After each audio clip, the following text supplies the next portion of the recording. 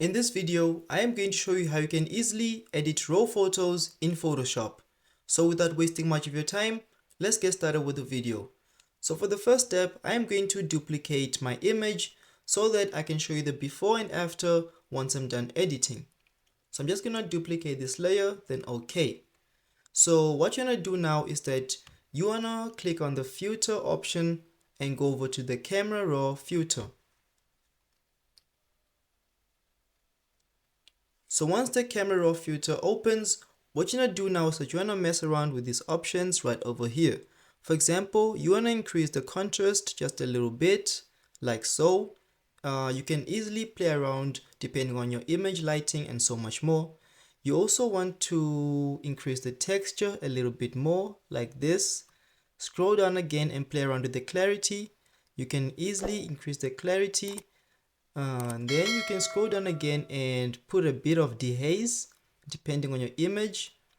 What you want to do now is that you want to add a bit of vibrance and add a bit of saturation again. So once you're done doing that, what you're going to do now is that you want to scroll back up and play around with the whites and blacks. You can easily decrease the whites like so and decrease the blacks again like so. You can then scroll up again and play around with the contrast again and then play around with the whites. Just play around with these options until you get a better looking image like the way I'm doing.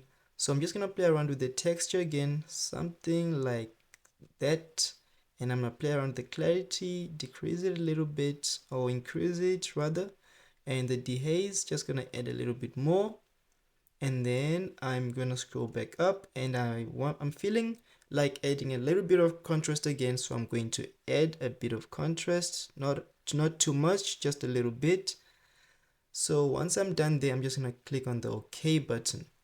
So as you can see, the big difference in the before and after.